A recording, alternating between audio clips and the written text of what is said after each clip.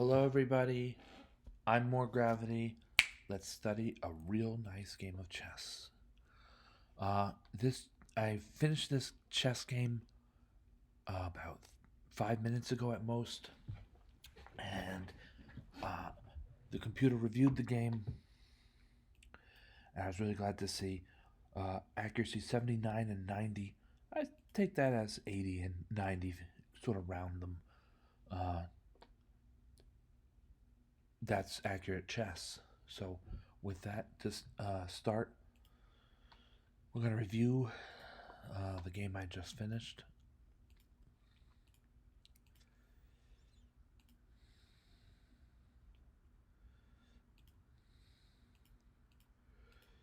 Okay. I thought my opponent played well. I thought I played well. Let's review.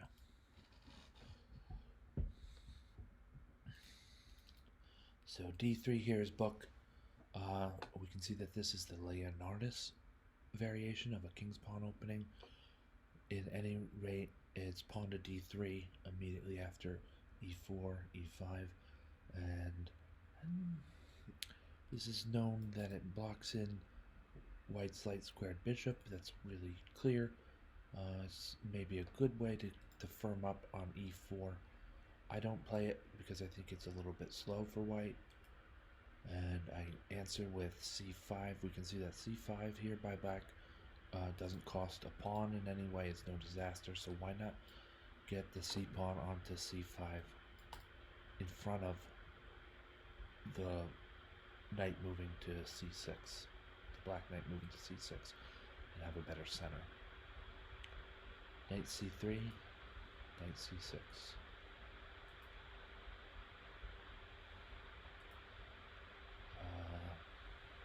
Knight F3 is fine here. I think probably Stockfish would want bishop to E3. Let's take a look. The computer indicates G3 as the better move, and then maybe a fianchetto, but does the computer know long term that this chain of pawns on the light colored squares will time and again block a fianchetto bishop's scope? This pawn chain here for White is very sturdy, so if Stockfish wants to place the bishop on G2, which he does here, if you maybe you can see those indications of, I think now I think that you can. The bishop to G2 is fine for getting your king castled and safe, but he's going to be blocked. That bishop will have limited scope. So I think my opponent played better with knight F3, a natural and classic and very normal way to develop the G1 knight. So plays to F3 is not good in my book. It's at least excellent, maybe and probably best. I think that's best move. I'm gonna get rid of this arrow.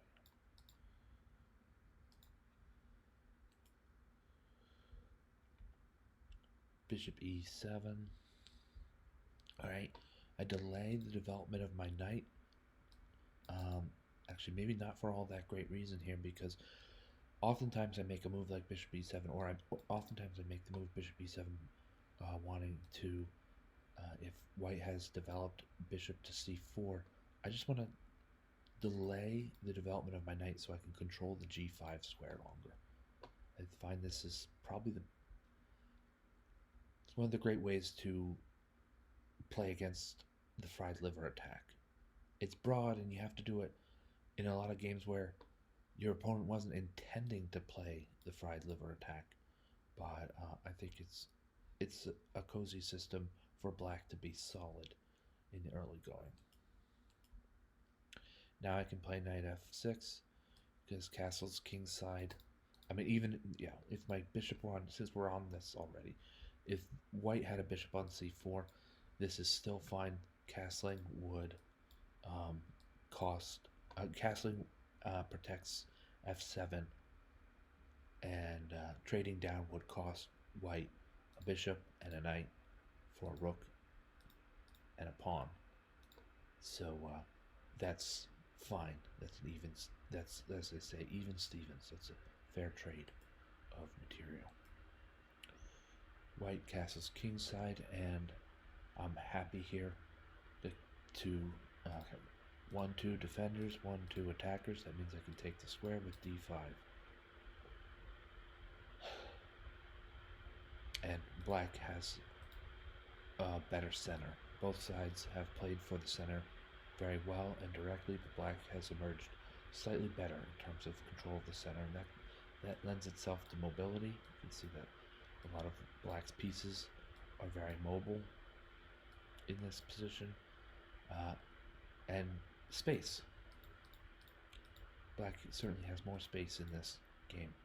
In this moment, space is quite important, I'd say, quite important. Liquidating in the center leads to this position where now black has like seriously strong control of the center, and the queen on d5, we'd think, well, she's out in the middle of the board on move 8. Isn't that a little bit too soon for the queen? No minor piece can attack the queen on d5, so it's not quite that bad as it might otherwise seem. Yes, she can be attacked, harried, or assailed by pawn to c4. Even at that, white's creating a backward pawn and a long-term weakness on d3, and the queen will probably scoot to either d6, planning to slide over for an attack on black's king, and maybe the g2 pawn becomes pinned. Or if we want to play it really safe, we move the queen back to d8 and be glad that these other pieces are controlling the center very strongly.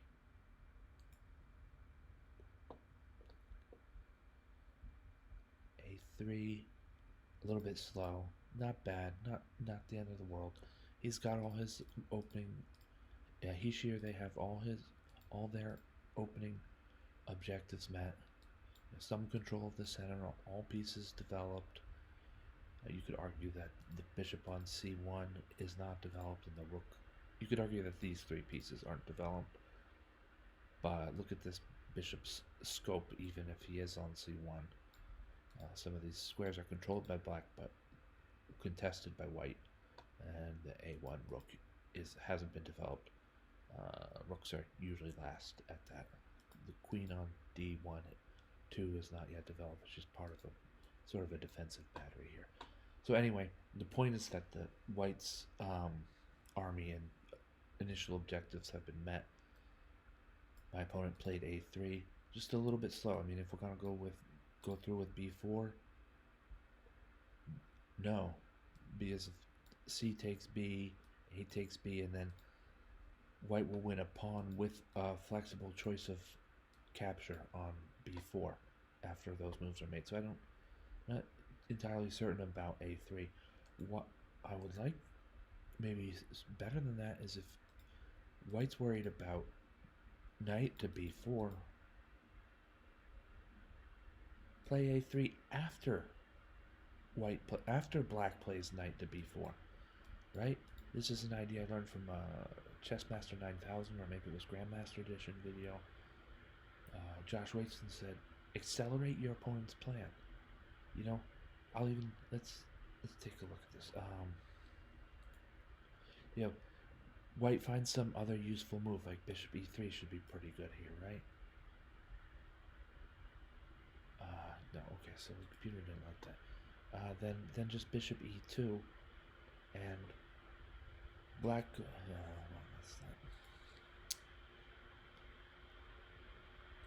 Let's try bishop e3.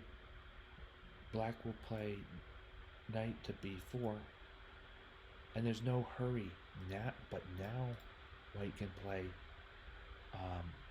pawn to a3. Accelerate your opponent's plan. In other words, your opponent's plan was to get your knight active on the queen side here, but he doesn't have the calculations to make it work yet. I don't have the calculations to make that work yet.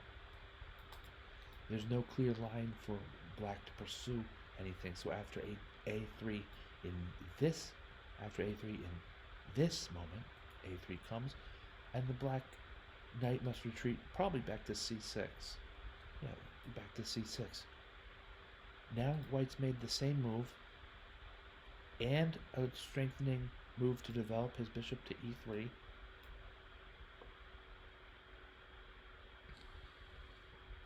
And it's white's turn to move. So a total coup de grace there. This is just there's a name for it. This is just better for white than in the game. But you know what? It's a game of chess. Mistakes happen. Mistakes are made or whatever. It's not the end of the world. We see here though that 0.3 in favor or 0.4 in favor of black here. So that's how that is. And the alternative, this way of doing things, I think we had earlier as 0.2 in favor of white. At any rate,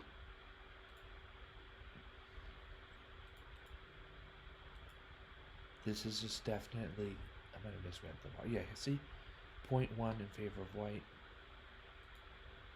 I'll delete this move. This is not the intended move. So after knight c6, 0.1 in favor of white versus, I think it was like 0.4 in favor of black. And a complete and total superior way for white in this case. All right. Yeah, I'm real proud of myself for having spotted a definite improvement on a computer excellent move, and that my opponent thought was the best move when he made that move. When they made that move. So good for me. Castle's kingside. Then bishop e3. I now have room to time to put. Sorry, I now have time and room to use one of my rooks. Get a rook into the game with rook to d8, just making things stronger on the d file. It's half open, and there are pawns that can make things interesting by way of pins, perhaps, and all kinds of dynamic things can happen as the result of rook to d8. All kinds of dynamic moves and positions and combinations can happen as a result of rook to d8. b6. Now black has a strong pawn chain and a great spot for the c8 bishop to move to b7 and snipe all the way against white's kingside. This was a strong move. Yes, okay, here. In this position, a strong and subtle move. Contest that diagonal. Black's queen must flee while also keeping control over c6, limiting her choices of where to flee. Well, as it turns out, not, but in some cases that would limit choices, and black no longer has as strong a hold over the center. So this is a great move for white here. Knight to f3. Bishop to f3.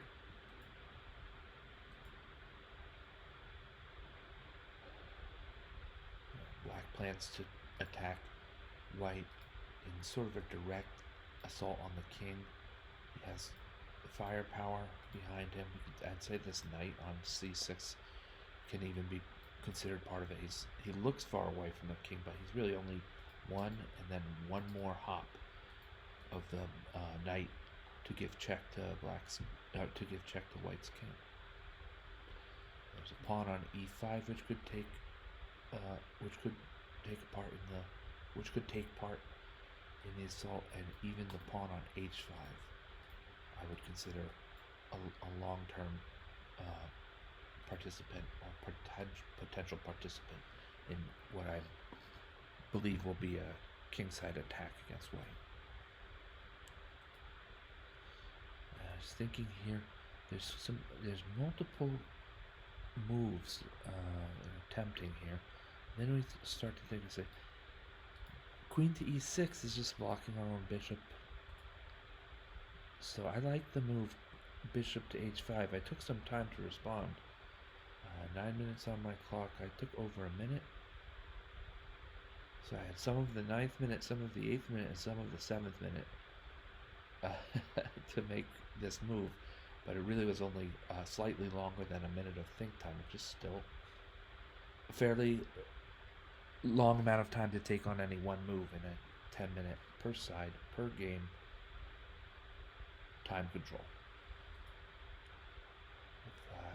Queen to f5 was fine, and now we see h3 preparing to attack my queen yet again by playing well, maybe, yeah, I don't know.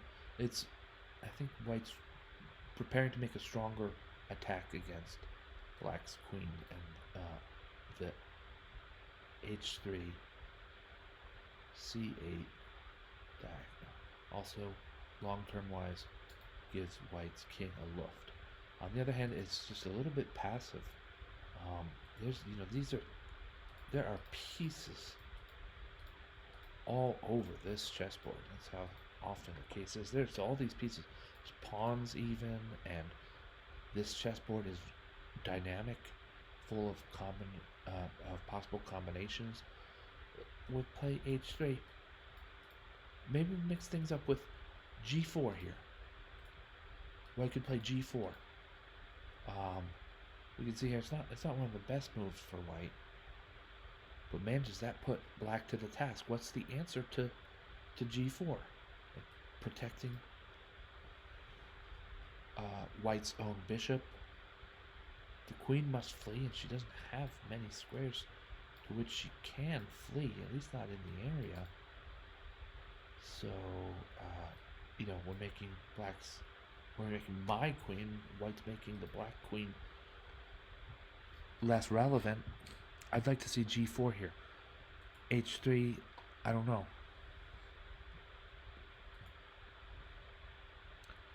Played c4, making some utility, or better said, I'm utilizing the pin on the d pawn. And then, like we thought might occur, bishop g4, and black has more options.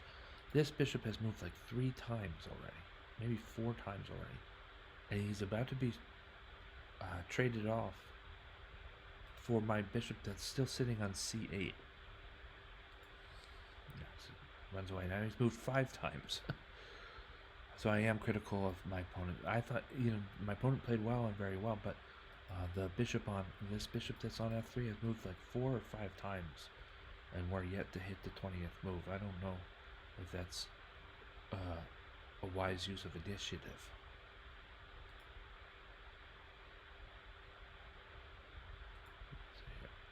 Accuracy required to keep things together, and my opponent found the correct move with knight to g3. And here's this. So the chessboard is a square. The Louvre is I think it's known as a regular triangular pyramid. The sides of the Louvre are triangles. I believe 4 of them, and the windows that make up the Louvre are triangles. I'm talking specifically of the pyramid part of the Louvre, one of the world's most famous art galleries in Paris, France. So I was noticing on one of our grandmasters' Instagram. I'll share. I think she'll be okay with it. Grandmaster Kosteniuk was holding a chessboard with the Louvre in the background. Well, what do we have here but a chessboard with a Louvre? Look at this triangular attack and formation. There's really no name for it, but this triangular attack that black has played here on the white squares. A queen forming parts of this attack. A bishop forming the other parts of this attack, making a triangle overall, right? And even the c4 pawn is kind of in the way of the a6 bishop, is nonetheless participating and exactly within this triangle. So I think that's kind of fun. That's the Louvre part of this chessboard. Alors les bleus, je pense que cet jeu d'échecs me fait bien.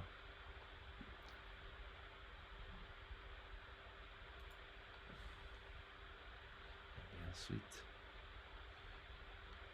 on va changer. Okay. And this is the turning point of the game. I like this. This all works well. I want to share this.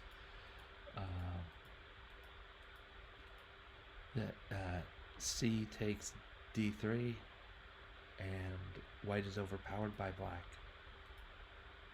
The queen must move. If the queen doesn't move, say white wants to preserve the exchange.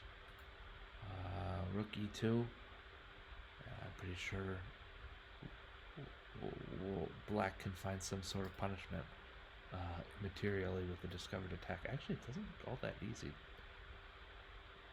White's pieces will be on dark squares or protected at that juncture. Let's take a look at that. So bishop takes d3 is definitely the right move. This is rook e1. I agree with Stockfish that this is the best line. And okay, this is one of those moves I might have thought. I probably would think after a while. e4, just really firming up the position of black's light squared bishop, also attacking a minor piece. It's a strong way for black to continue. Anyway, we were at Regina's, meaning this is where we were in the actual game.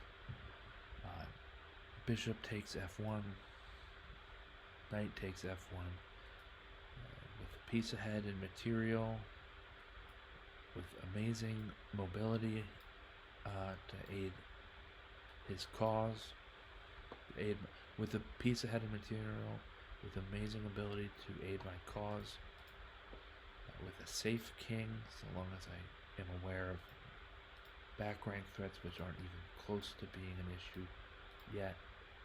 With, like I said, the material on the clock, I'm behind, but not badly so. It's over 6 minutes on my clock. And an advantage in space. Black has everything in his favor.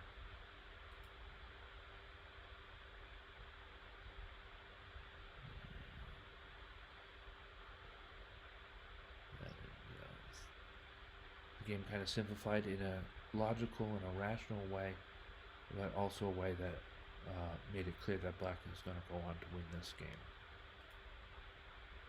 All right.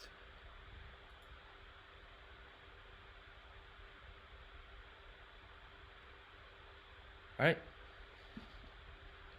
Thank you all for watching. I'm MoreGravity. Have a great lunch. It's not lunchtime where you are.